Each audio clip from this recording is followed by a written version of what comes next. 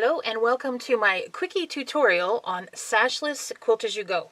Okay, there are lots of different methods for joining quilt as you go blocks. In this particular tutorial, I'm just going to show you how to do it with no sash, or the sashless method. So that means we're going to join the blocks directly together. So what you need to get started is you just need to have whatever quilt block you want to join. And you want to make sure that your backing and your batting are about an inch bigger all the way around than the quilt block you're going to join. You also want to make sure on the quilt block that you leave a ½ inch unquilted around the edge. And this is what we're going to use to join the blocks together. So it needs to be unquilted and free from the batting. So once you have your blocks quilted, and sometimes it's fun just to work with those decorative stitches that you have on your machine and make quilt blocks just with a decorative stitch. It's just fun. But once you have your blocks done and you're ready to start joining, the first thing you want to do is to join right sides together 2 of your blocks. And what you want to do, we're going to join these blocks with our regular 1/4 inch seam right in here. So that's what you leave that ½ inch unstitched around the edge of each quilt block. And we also want to make sure that all this excess batting and backing stays out of our way. So I always find it's kind of a good idea just to throw a couple of pins in there just to keep that out of the way when we're going to stitch. So we're going to go to the sewing machine right now and we're going to sew a 1/4 inch seam right along here. There we go. I'm back from the sewing machine. I've sewn my 1/4 inch down here. Now let's just get rid of these pins. And when you open out the front, voila! Your blocks are joined together. Now what we need to do is to deal with all this excess back here. Alright, so the first thing I'm going to try to do is I want to press that seam. And I'm just going to finger press it to one side. You can, if you want to, also press that seam open. Whatever your preference is. But just a finger press will do. Now we're going to deal with the batting. And what we want to do with the batting is we want the batting to just butt up against itself in that seam. We don't want the batting to be overlapped, otherwise you end up with a lumpy seam. So we just want to deal with the batting right now, and we're going to cut that off.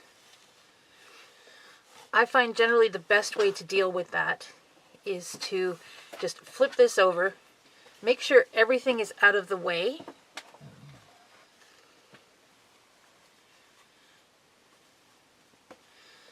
So I've got my backing, I'm pushing it off to the side, got my batting, and I'm just going to take my rotary ruler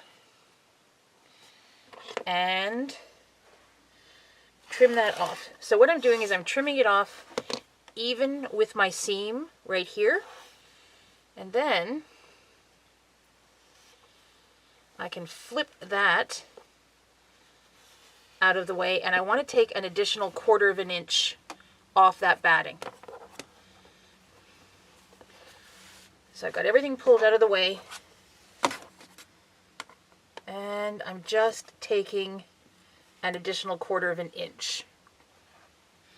Now it's also, again, a good idea just to pin this so it doesn't kind of get in the way of the rotary cutter. Now you can do this with scissors too. I just really like my rotary cutter. There we go. Got rid of that extra there. Now we're going to do the same thing for the other side of the batting. So put it over again. Make sure your backing is out of the way. Everything is nice and flat. We're going to trim.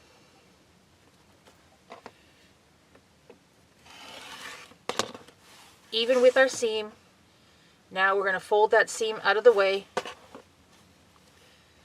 Like so. And you can generally do that quite easily just by pulling on that first block. Get that out of the way. Again, make sure your backing isn't in the way. Cut that off.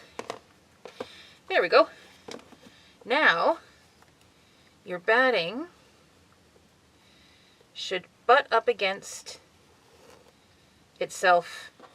Now, sometimes it's a good idea, if you're worried about your batting coming apart, is to grab a piece of the Fusey Knit batting seam tape.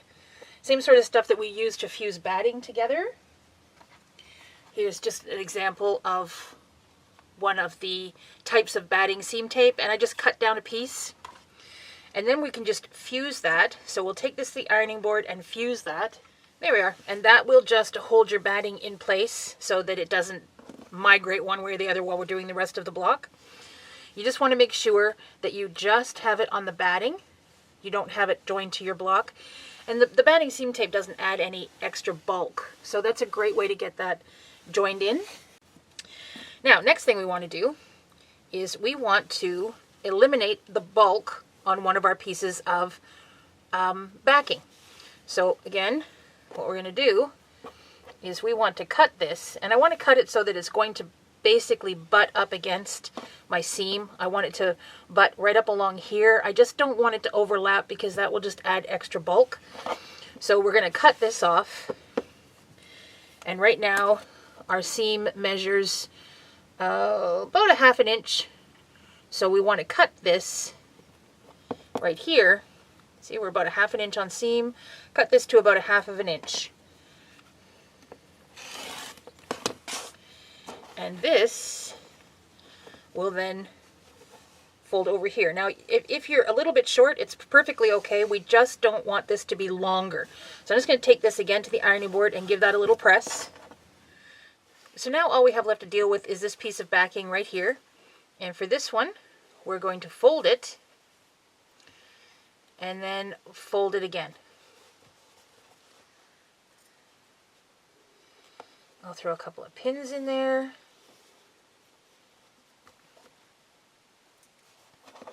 Oop.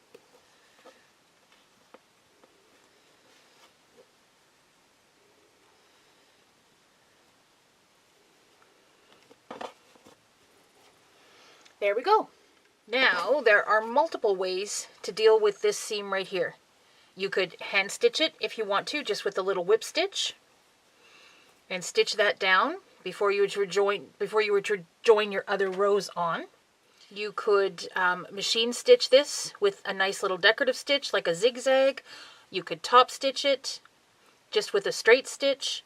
I have also used invisible thread underneath and done the same sort of serpentine stitch that I've used here to sew this in. And the decorative stitch on the front, all you're going to see is just the definition. If you use the invisible thread, you'll see the definition of the stitch. So if you're going to machine sew this, whatever stitch you use on the back, of course, you're going to see your bobbin on the front.